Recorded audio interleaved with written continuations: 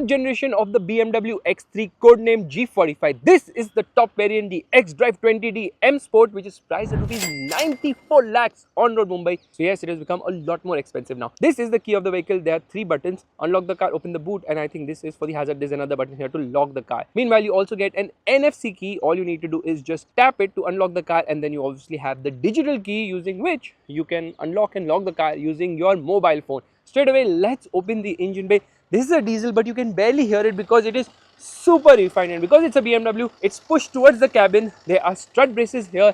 There's no insulation. In spite of that, the car is super duper silent, which is very surprising. The design doesn't look that great in photos. However, in person, it definitely looks really nice. You can see the kidney grills actually have illumination. Yes, illumination here, which looks super cool at night. This is actually the panel for radar. Meanwhile, this is the front camera, which actually has a spraying function as well to clean it, obviously. And if you see, the design of the grill is a little different because here you get vertical lines, then these are diagonal lines here, and there is an opening for better breathing, of course. This is where the towing provision has been given, and it has got 4 parking sensors. Actually, it has got 6 parking sensors because it has got something known as reversing assistant. In this black color, it definitely looks nice. These are adaptive LED lights.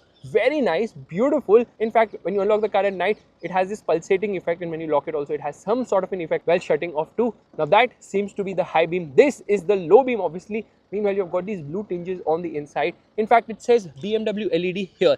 It also does this light dance, which is not so much visible from the outside, but is definitely visible when you're inside the car. The bonnet is really long. They've removed all the cuts and creases from here. There is the BMW logo with this nice cut in between, and there is where the indicator is functioning at the moment instead of the LED DRLs. Now, there are 2 cameras on the top, one for lane keep assist and one for the dash cam, and there's obviously a rain sensor. Now, this car is longer and wider when compared to before. However, the height has actually reduced. Meanwhile, the wheelbase remains the same as before. So the length of the car is almost 4.8 meters. The wheelbase is almost 2.9 meters. For reference, this car is longer, wider and taller when compared to the Mercedes GLC, but the GLC has a 23 mm longer wheelbase. It's running on 19-inch wheels. These are light M alloy wheels. 245, 50, 19 is the size of the tires. M written right there because obviously these are M alloys. Meanwhile, it says M here as well, and there's obviously a camera here because it gets a 360-degree parking camera. At night, it actually projects the M logo here on the floor, which is kind of cool. And these door handles, now they're very aerodynamic style. However, they're not the best to use, but they have been done for aero efficiency. Sort of looks like a station wagon.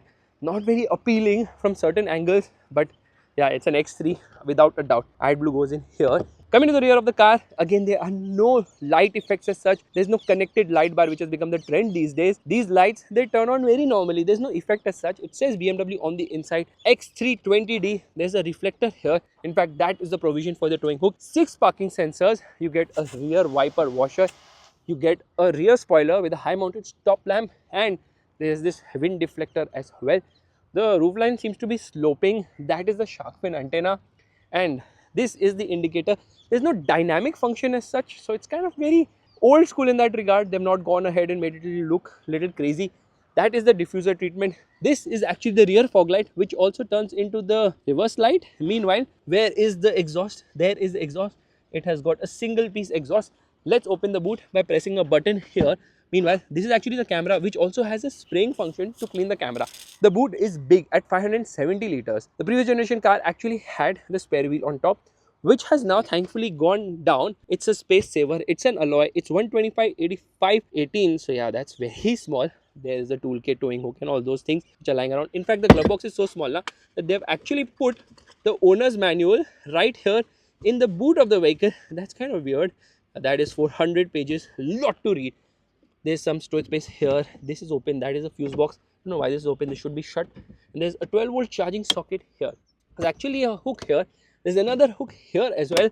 And there's a light placement right there. Now, this is the parcel shelf, which you have to use like this. And obviously, it has got a power tailgate. So if I press a button, there it shuts. Now, that is smooth. That is nice. But obviously, it takes its own sweet time.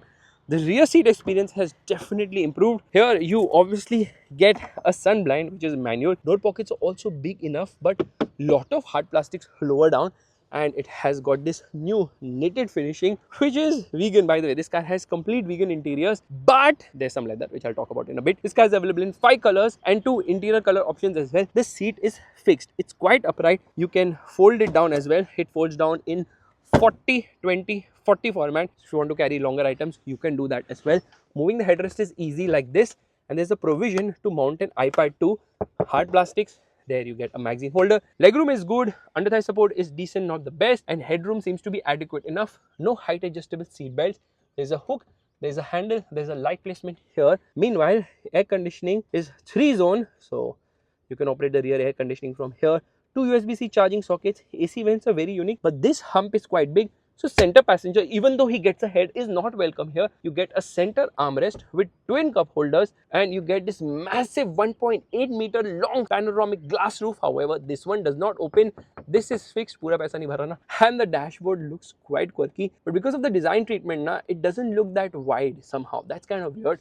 You can just push this ahead and behind if I so want. And let's get out. So build quality and all is obviously solid because this is a BMW. Meanwhile, the glove box is actually quite small, which is very surprising. You press a button here to open the glove box. Yeah, this is not the biggest glove box as such, and the interior treatment and all is nice. However, BMW has gone a step back by relying too much on the touchscreen because it makes it really cumbersome to operate. Okay, now it's getting honky. Why is this feature coming from a Tata car where the key is in your pocket and you're outside the car? So it starts honking very loudly. Switches could have been premium. This is to open the boot of the vehicle, power window control. This is to adjust the outside rear view mirrors. And here you get big door pockets, like you can put a 2-liter bottle here easily. This is new haptic sort of a control, which is not the best use. Look at this panel. It is so flimsy. It is very un-BMW like. This will come out any moment. And to operate the AC vent here on the right side, you have to do it like this, which again is not the best. It says X3 here. Memory seats obviously, and you can save up to 2 people settings. Here I press a button and there it is moving because I have obviously adjusted it that way. Under thigh support is never an issue. These are BMW sports seats, and you can operate the lumbar as well. You can also operate the back support from here. So that's kind of cool. The usual BMW pedals with an aircraft on the brake pedal and a proper dead pedal as well. There are no buttons here. Usually there are buttons for the light controls. No, they have been moved here. So it's become very conventional in that regard. Again, everything on the touchscreen, it is really terrible to operate because it's kind of cumbersome. Oh my god, door shuts with a proper thud. So this treatment is basically knitted recycled polyester, and it is obviously going to get very dirty very fast with all the dust we have in India.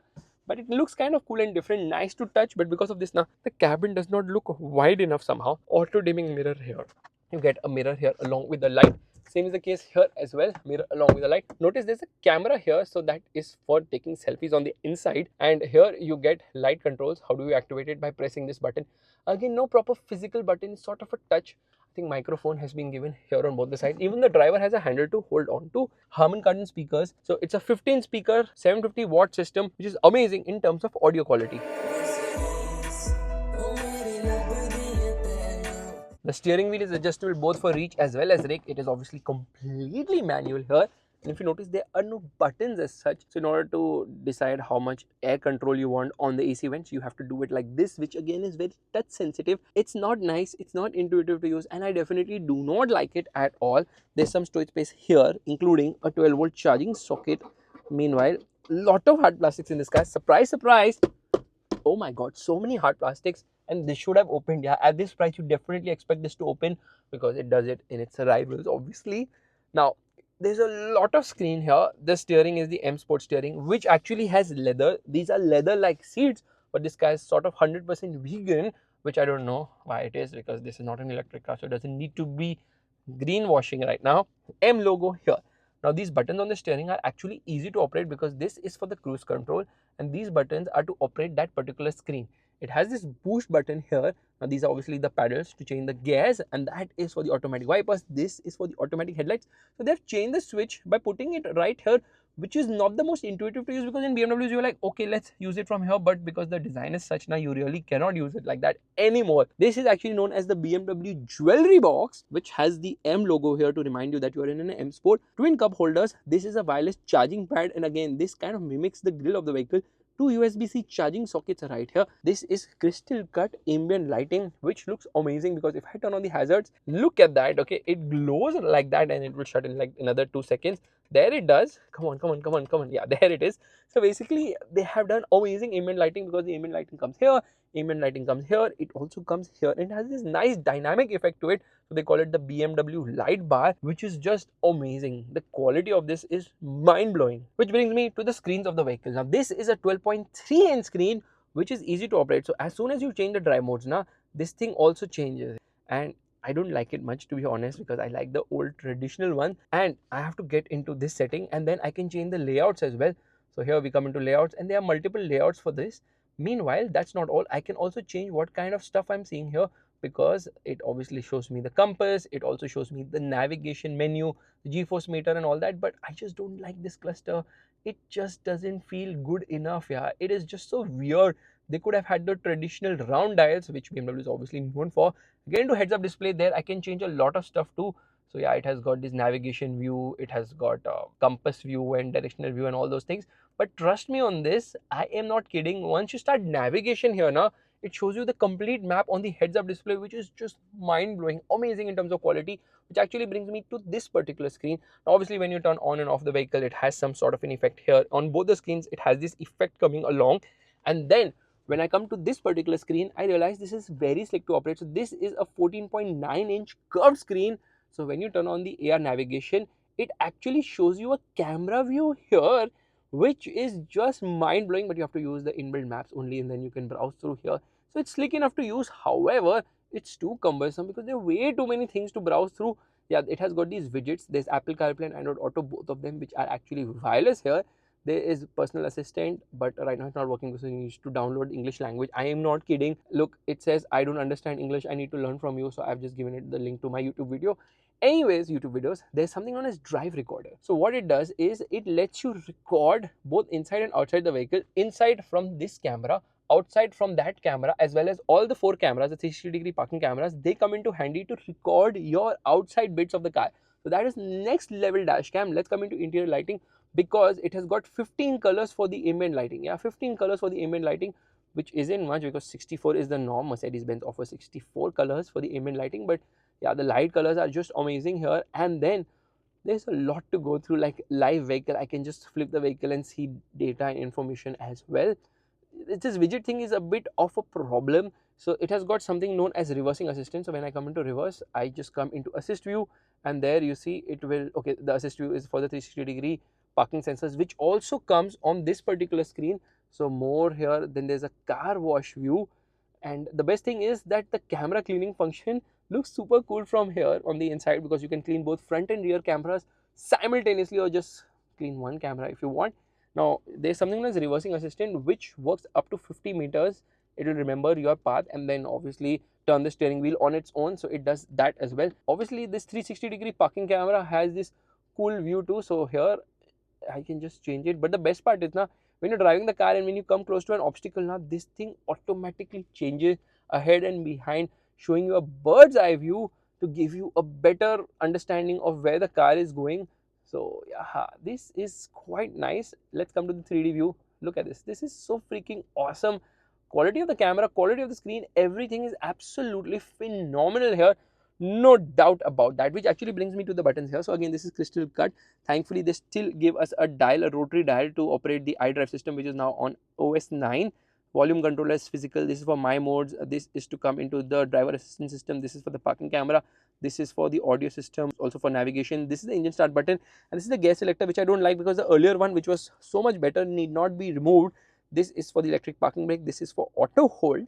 Now again, let's come into this screen because there is a lot to operate. Firstly, seat comfort is nice. However, what I don't like now is that there are a lot of things you have to operate from this screen only, like including the seat. Now, okay, if you want to move the seat and backrest and all, you can obviously do it from the side, but you can do it from here also. You can move the front passenger seat too. But when I come into AC controls, I realize this car actually is having seat ventilation. But how do I operate the seat ventilation? I have to press this button right here, and then I can operate the seat ventilation. This is like so cumbersome, makes no sense. Why would you hide it? Why can't you have a simple button to operate it? The AC is obviously a chiller, but why do I have to get into the screen to operate all that? So you obviously have Wi-Fi here, and like I was talking about the interior camera, which is sort of the dash cam here, that also works super duper awesome. So if you want to take photos while on the move, you can do that as well. It has got inbuilt Alexa too. and overall quality of the screen is fantastic, but it's so freaking confusing and cumbersome. I don't understand why BMW's complicated things, because their earlier system was fantastic with some buttons here. This is one of the major reasons why I would like to avoid such cars, because I can't get into the screen to save my life. It is so freaking cumbersome. And then obviously that effect I was talking about, there you see it. But it's an X3. It's all about the driving feel here. So let's go.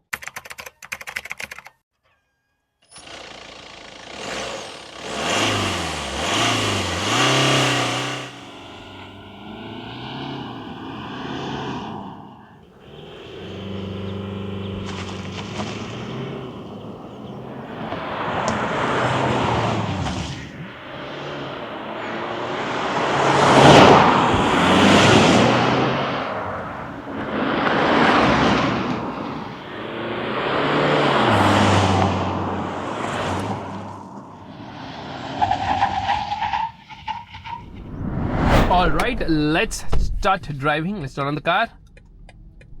Silent. This effect is cool. Let's turn on a specialist timing gear. It will take some time to load. I'm going to quickly turn off the air conditioning. I hate the fact that I have to get into the screen, and the ventilated seats I could not discover for 3 days because I can't believe it. They have stuffed it inside this screen, which is not even easily visible. Now let's quickly turn on the navigation here, because obviously I can, and I'll show you the reason why I'm doing it. Okay, so let's probably search for a fuel pump around. Sorry, it's taking time because command actually goes all the way to Munich. They approve it and then only it starts to work. And there we are, 16 minutes, 11 kilometers, whatever you say. Let's turn it on. So it's going to tell me to take a U-turn or something of that sort. We are quickly going to come into drive modes. Again, I don't like this fact that they have this my mode thing. And in this, I'm going to come into individual settings, and we have everything in sport right now. But I also want to turn off the traction control. So DSC off completely. And let's quickly come into the navigation part of things. All right, left foot on the brake. But before that, let me change the content we see here. So we are going to turn on the G-force meter. The animation here is just mind-blowing. I love the navigation. It's so freaking cool. Hazard lights off. Revving the motor without coming to gear. So stupid of me. Okay, we come to sport and off we go. I don't understand what the car is doing. It seems that the car is shifting even before the sound is coming. So that's how fast the shifts are. 0 to 100 kilometers per hour in 7.67 seconds with a big fat upslope. So this car is faster than what BMW claims it to be. This car is powered by a 2-liter 4-cylinder diesel engine, which is known as the B47. It produces 197 horsepower and 400 Newton meters of torque. Look at this. Okay, this is so freaking cool. I love the AR navigation, which is just mind-blowing. It tells me which route I should take. So there's no confusion here at all, which is absolutely crazy. And what's better still is the way this navigation thing works. So let's come in and merge here, and let's not follow what this car is saying in terms of the route. We will make our own route today. Anyways, so as I see it, performance is very, very, very good here. Supremely impressive performance, in spite of the fact that power isn't all that much. 197 horsepower is mediocre. It's not dramatic, but this car moves, and it moves, and how? Because turbo lag is very well contained. It has a 48 volt mild hybrid system which pushes out around 15 horsepower and 25 Newton meters of torque. The result is that turbo lag is well contained because there's that initial boost before the turbo spools up from the electric motor. Although it's mild hybrid, but still it gets the job done. Doesn't even add much weight to the car. Doesn't have the mid-range punch which we have expected out of BMW's diesel because of the new emission norms and stricter guidelines in terms of emissions and sound and all those things. It is a very flat power delivery, so very linear in that regard.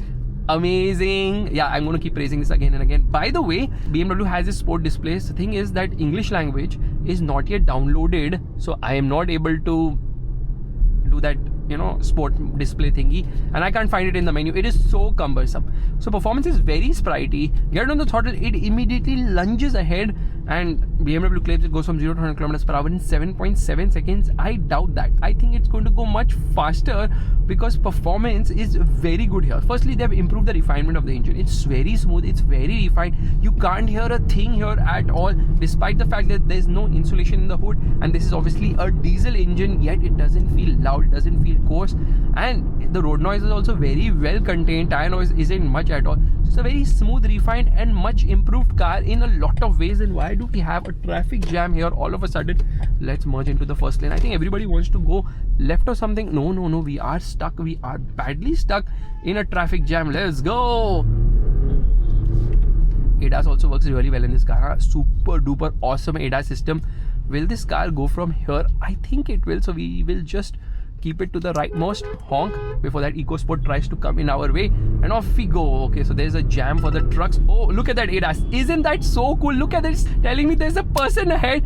Super duper awesome ADAS. In fact, BMW does the best ADAS, no two ways about it. Other brands need to learn how ADAS should be done, because BMW has really mastered ADAS, because it's not intrusive, it works at the right time, it makes noise at the right time, it intervenes at the right time. Obviously this is camera and radar based, so you have got forward collision warning, automatic emergency braking, lane keep assist is there, reverse cross traffic alert, all those things are there, but a blind view alert should have been given. That's something which is a miss here. And with this ambient lighting now, they also try to make it work with ADAS and other warnings of the car, which is kind of cool. The steering is supremely light. Look at this. I can twirl it with one hand. People might be thinking, why is this guy dancing like this? But the steering has amazing amount of feel and feedback too. Look at this. Look at the way these, oh my goodness, what amazing camera. BMW really blows your mind by offering such great technology which just works. I'm quite amazed by that. By the way, there's obviously the petrol engine, which is the B48 petrol. It's a 2-liter 4-cylinder unit, which is underwhelming because they've reduced power by giving us the 20i instead of the 30i.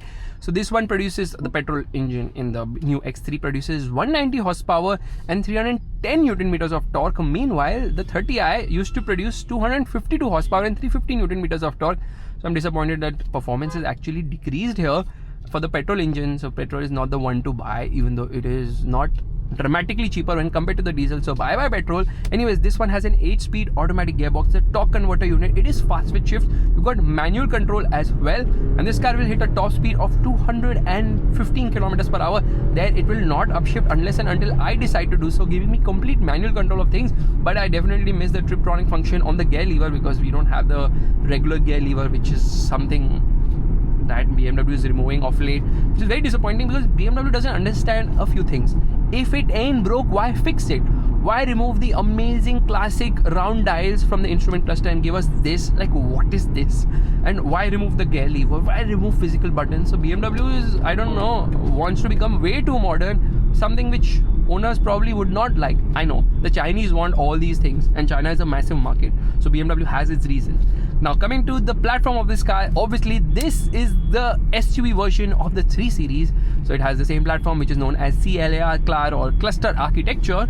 It is a rear biased power delivery with all-wheel drive, obviously, and that's the reason why it feels so freaking dynamic. The steering is just mind-blowingly amazing. Okay, let's do the wiper test. That's a lot of spray. In fact, if you notice, the spray comes out from the wiper itself, so the nozzle is placed on the wiper, it's not placed on the body. That's again a very smart way of doing things. I can keep praising this endlessly. Quality is just phenomenal of this navigation obviously, and directional changes and all are very quick as well. There's a lot of traffic today. I don't know why. Probably I'm just here at the wrong time. So let's put this car through a set of quarters. The horn is also nice, and it maintains its line beautifully well. Body roll is well contained, but yes, this car has become softer when compared to before, because they have obviously gone ahead and made this more comfort oriented now. But who's complaining? Because most buyers are not going to be driving like this. Most people only care about the comfort levels, and in that regard this car is quite comfortable now. In fact, low speed ride is phenomenal here. It glides on the worst of roads at lower speeds, and because it has got adaptive suspension, you change the mode and the damping also changes. So in sport mode, obviously it's on the stiffer side.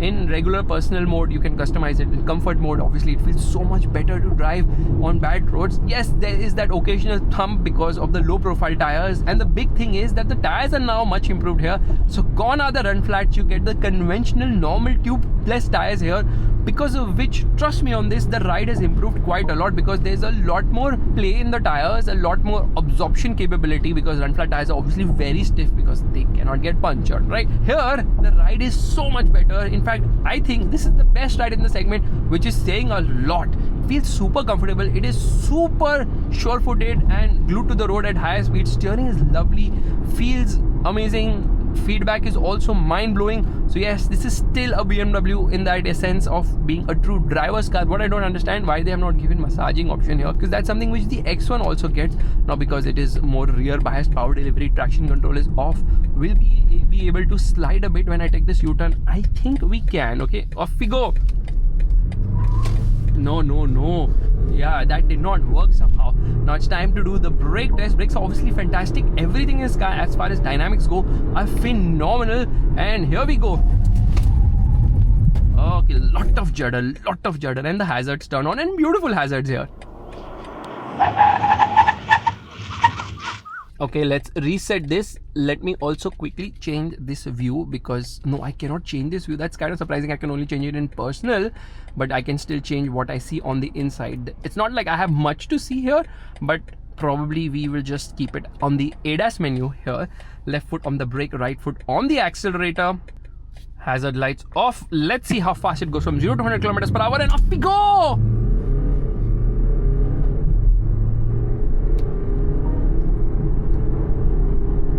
That's 0 to 100 in 7.4 seconds, which is actually very impressive.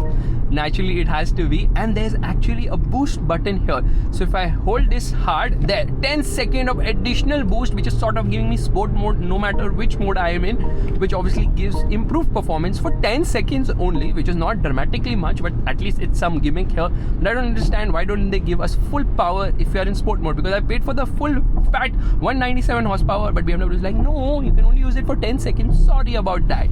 Now this car is 1 second faster when compared to its predecessor. So yes, it has become faster now. And downshift, yeah, it's become faster now, going from 0 to 100 kilometers per hour, 1 second faster when compared to before, which is a lot if you ask me. Manual mode now, make sure that it does not upshift at all unless and until you decide to do so. This car's got 50-50 weight distribution, and you can feel it because around the corners it's just amazing. Look at it go, look at the kind of speeds you can carry. Absolutely mind-blowing. However, I have to admit that this car has become softer when compared to before. The previous generation model was definitely a lot better in terms of driving dynamics, and somehow we managed to reach the same road again, which is funny because I didn't intend to come here, and people actually don't cross the white line, they drive on the white line. So that's that. So yeah, like I was telling you, it has become sharper when compared to before. It feels really glued to the road, which brings me to the pricing of this car. This particular car costs rupees 94 lakhs on road Mumbai, which is 1 lakh. Can you hear some tire noise? Yeah, this is 1 lakh more when compared to the GLC diesel, and the price of the petrol version of the X3 is rupees 90 lakhs, which is similar to the GLC. In fact, the other rival, the Audi Q5's top variant, costs almost the same, which is high considering we are being sold the older generation of the Audi Q5 in India. So the new one is obviously going to be a lot more expensive, and there's not going to be any diesel as such. Then there's obviously the Volvo XC60 as well. So a lot of options in the segment, but I think the X3 has sort of set the benchmark of what is the best car in this segment. Oh, look at that super cool Toyota Fortuner. Come on. It will not downshift also. Yeah, it will hold on to a gas so much. It will simply not downshift. That Toyota Fortuner looks ready to go off-road. Let's quickly come into my modes and come into efficient one. The cluster mode changes. Obviously, I can feel a little bit of a dip in terms of performance, because efficient mode is about improving the range of the vehicle, going that much more kilometer per liter. That is super duper cool, which actually brings me to the history of this particular car. So it was first launched in 2003. That is long back, and BMW practically invented this segment. Come on. Yeah, so 2003 was when it was first launched. In fact, Magna-Stir helped with the development of the car. Magna-Stir is the biggest contract manufacturer in the world. Let's come into the sport mode, and now I'm going to come into manual mode. Yes, activate without driving stabilization. Left foot on the brake, right foot on the accelerator, and off we go. Let's see. First gear, it does 44 kilometers per hour. Into second, it does 68 kilometers per hour. Oh, it missed it by 1. In third gear, it will get past 100 kilometers per hour. Almost 103 kilometers per hour. In fourth gear, it will obviously cross insane speed, which we cannot really talk about right now. So like I was telling you about the history of this car, 2003 the first generation model was launched. It was like manufactured by Magna-Stir. Magna-Stir is a company which is the biggest contract manufacturing company in the world, which also does contract manufacturing for Mercedes Benz. They make the G-Wagon, so they help with the development of this car as well. That's big of you.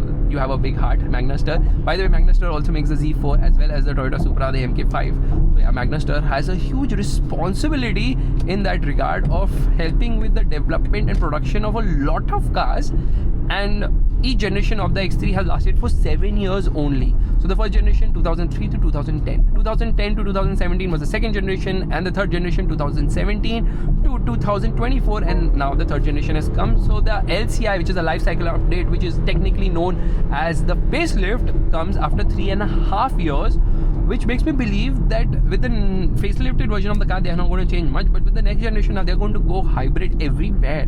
Big fat electric motor assisting a 1.5 liter 3-cylinder petrol or diesel engine, not diesel but petrol engine for sure, which makes me not really look forward to the future at all. Remember the X4? Well, that is gone now. They're not going to be bringing it back with the fourth generation, because with the fourth generation of the X3, because they realized that nobody really wants to buy it, and there are multiple reasons for the same. Can you notice that actually showing me a car ahead, it shows me trucks and all also, so that's kind of accurate. So the reason for the discontinuation of the X4 is simple: poor sales. And why people do not buy it? Because you are paying more money for a car which is having less practicality, so less headroom at the rear, less boot space, looks obnoxious at the rear as well. So why would you pay more for it? Doesn't make any sense whatsoever, and that's the reason BMW is not bringing it back.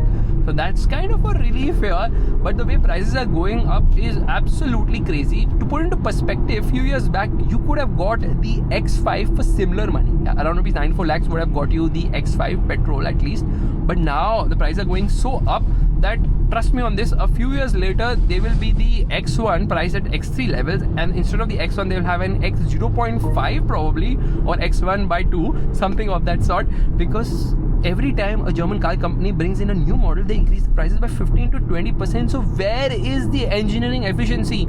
Anybody can increase prices by 15 to 20% and improve the car, but doing it in a limited price increase range is what something you would expect. But no, BMW and Mercedes and everyone really keeps increasing prices too much, way too much.